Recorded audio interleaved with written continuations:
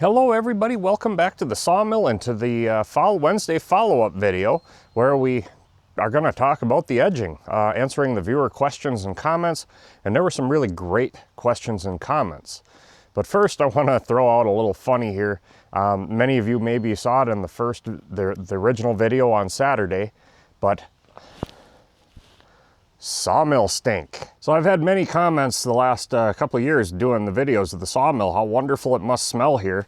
So I decided to take a 4-ounce glass jar, nice wood grain lid and everything, and fill it with sawdust off the mill. So you can smell it. You can take a look at the chips that come off. They're big pieces of sawdust. They're not really a dust, they're a chip.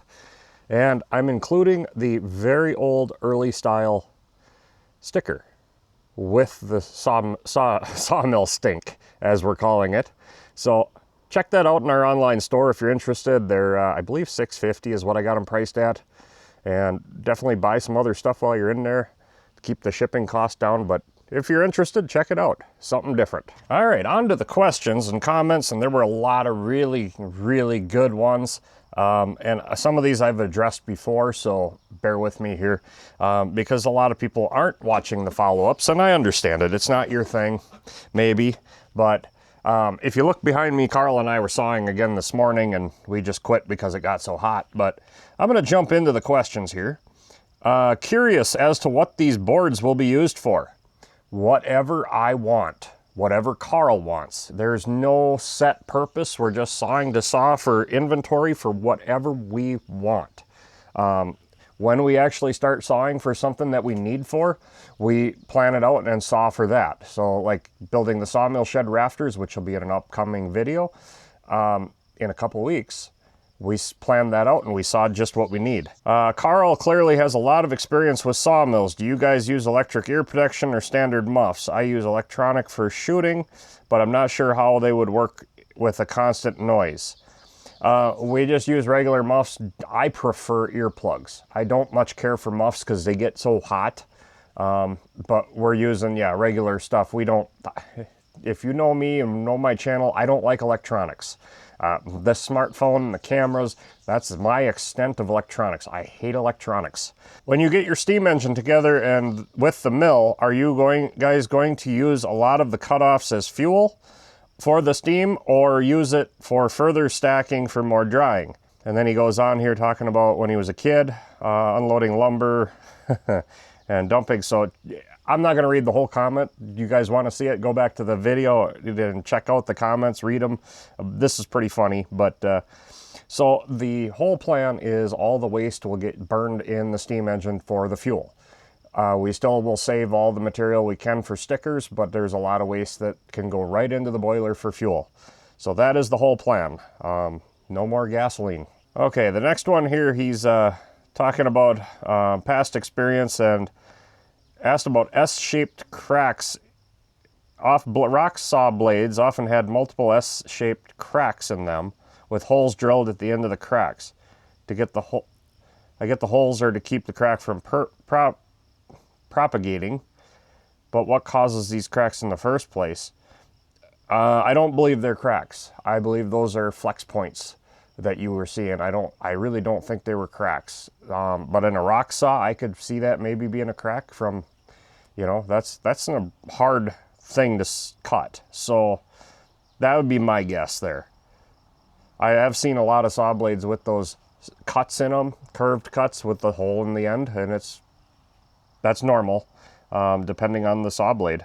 I assume that all those logs come from your property, either mine or Carl's. We're pretty much getting everything from our own properties. When you run all the way to one end or the other, is there a valve that opens to prevent you from crashing, or is it just don't be stupid?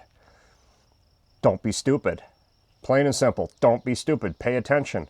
You know, if you run off the end of the track, then you got a problem. Don't be stupid. Pay attention. I don't design things with safety features that prevent damage, because then you get complacent, you get lazy, you get stupid. Design it so that you have to think. That's the way I built this. I could add that crap. I could add stops to the end of the track, you know, to catch it or whatever. Just don't be stupid. Pay attention to what you're doing. Then nobody will get hurt. Do you hear a cash register sound each time you finish a cut? Yeah, because it's all going up in smoke up in the fuel tank there in the tractor. I was wondering why Carl doesn't sticker the finished boards right on the wagon. I was thinking you would use the loader to offload the wagon, but maybe you move them by hand a fourth time and sticker them then. We store all the lumber off site here because people know where I live. I don't need them coming in and stealing shit. So we store it off site. So we load it on the wagon, truck it to our off site location, restack and sticker it there. I know you probably answered this before, but do you sell any of your lumber or does it all stay in-house? And have you ever cut for someone else? We've sold a little bit. We've cut for others a little bit. But again, as I've said before with the machining and with the sawmilling, people are stupid. Just plain stupid. They think you need a bandsaw to cut good lumber. That is completely wrong. They think you need a CNC to drill a 1/4-inch hole in a piece of flat bar, which is completely wrong. People are stupid, so they hear circular sawmill and they think I don't know what I'm doing. So we don't sell a whole lot because people are stupid. We keep it all for ourselves mostly, but we have sold a little bit in the past few years. How many years and finger pinches for Carl to perfect that one-handed board flipping?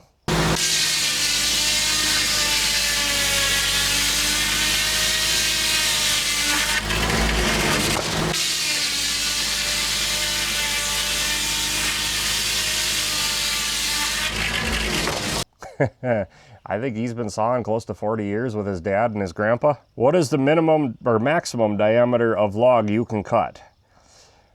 There really isn't a maximum. It all depends on how much we want to struggle with it. We've got one sitting over here on the skidway that I'll film that's, I think it's close to 30-inch diameter. I know we can saw bigger than that.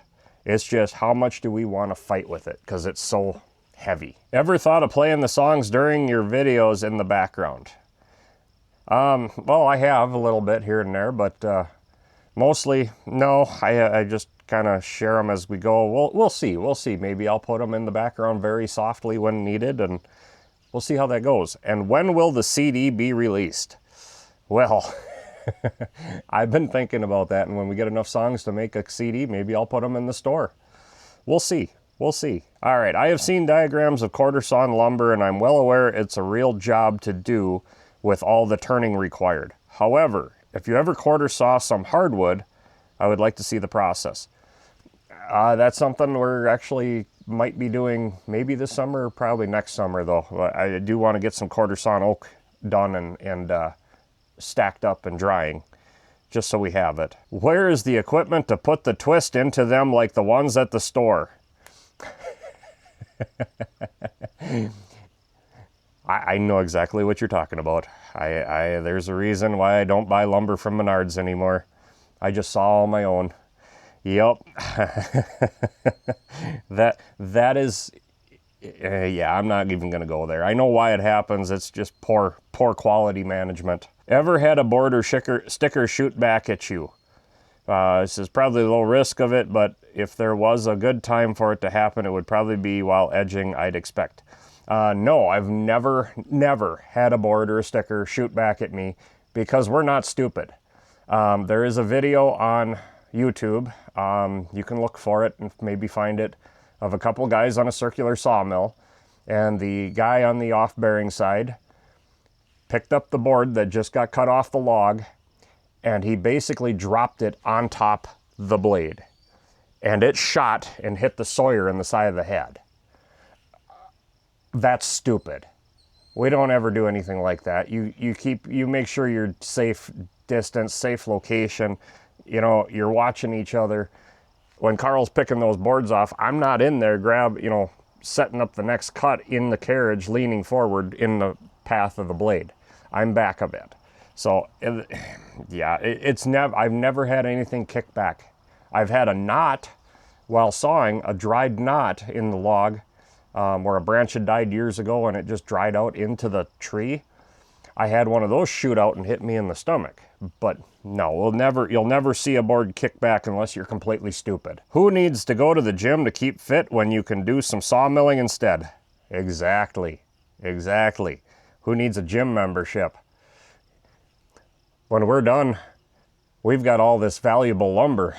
We didn't pay a dime for this exercise. Once you explained what a tractor was and how hydraulics worked, how long would it take a sawyer from the 1890s or 1850s to figure out how to run your sawmill? Or in other words, how different is your mill from mills that made the wood that built America? Once they figured out the tractor part, which would be probably the most complex of it, the hydraulics really are hidden. It's all in that, it's just controls. You probably wouldn't have to explain it to them. You could throw a sawyer from 1890 on here and he'd be sawing lumber in minutes. The feel is a little different versus the old friction drives, but once you get a feel, used to it, it is so smooth, so easy. They would love it, I think. I hope the jars of sawdust do well. You should include a can date. I could put a date on them probably. That's not a bad idea. But we are including them with the sticker, the early Topper Machine sticker, the one that I no longer sell or give out. So we are including that with that. So if you're interested in the sticker, that's how you got to get that one. I only have so many of them left. Well, that was all the questions and comments that I need to address here. There were a lot of comments on how cool it was, how neat, all that stuff, how wonderful job we do, how well we work together. A lot of great comments that way, but a lot of good questions that I hope we answered those appropriately and plain and simple. I mean, that's the key. Keep it simple so everybody understands, because hardly any of you watching the videos, I guarantee, have ever been around a mill. So trying to explain it so you understand versus how I understand, I can get real technical. But I hope this answered everything. So stay tuned, lots of good stuff coming. Check out the older content. Go back into the playlists. There's the Sawmill playlist, there's the shop playlist, there's tractor playlist, there's a lot of playlists. Check those out, a lot of great videos there.